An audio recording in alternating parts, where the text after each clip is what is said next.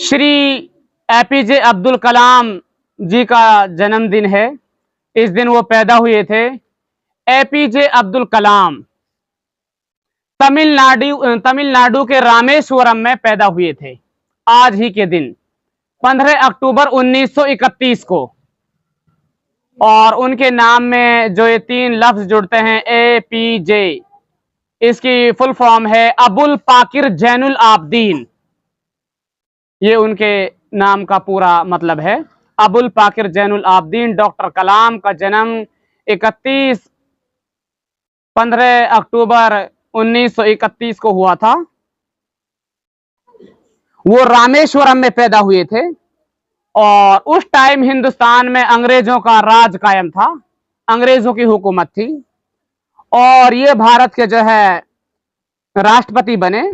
राष्ट्रपति बनने से पहले ये वैज्ञानिक थे और इनकी टीम के जो लोग थे उनने भारत के लिए परमाणु बम और दूसरी मिसाइल तकनीकों में बहुत हिस्सा लिया और भारत को जो है भारत का ऐसा सपना साकार करवाया। और इन लोगों ने जो भारत ने परमाणु बम बनाया था, जो गिने चुने देशों के पास है, उसमें भारत का नाम भी शामिल हो गया। जब भारत ने परमाणु बम का इस्तेमाल किया था, प्रयोग किया था पोखरण में, तो अमेरिका ने भारत पे पाबंदियां लगा दी थी। अमेरिका नहीं चाहता था कि भारत परमाणु बम हासिल कर सके।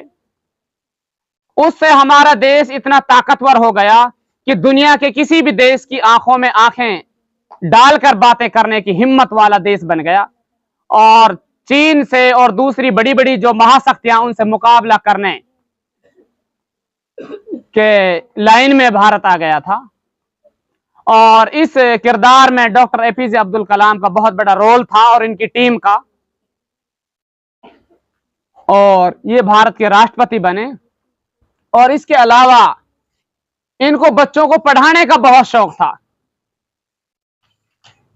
हमेशा बच्चों को अच्छी बातें बताते थे, अच्छे सपने सोचने के लिए कहते थे और बच्चों को इसकी तरफ जो है आमादा करते थे कि बच्चे अच्छे सपना सोचें, फिर उनको साकार करें।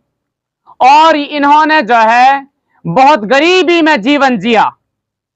इनके बारे में कहा जाता है कि ये अपने दोस्त की किताबें मांग कर लाते थे। इनके पास किताबें खरीदने के भी पैसे नहीं थे।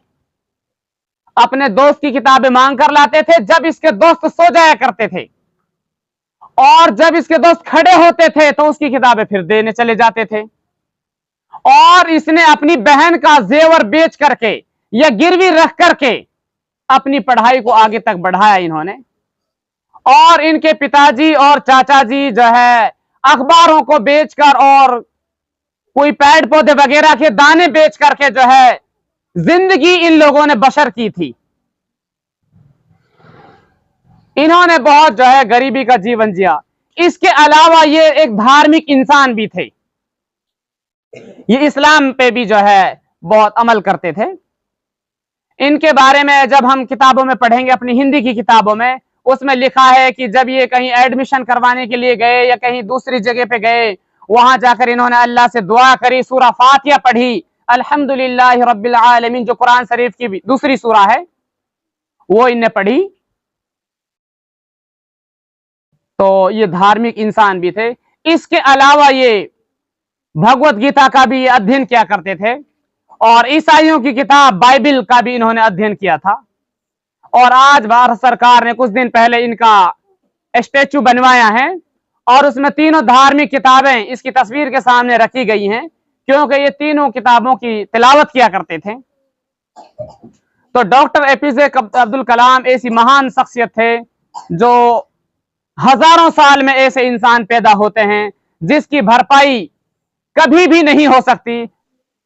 उसके बाद ये दुनिया से चले गए, लेकिन हमेशा के लिए ये अमर हो गए और इनका नाम अब इतिहास में जो है सुनहरे अक्षरों से लिखा जाएगा और कभी भी इसके योगदान को भुलाया नहीं जा सकता।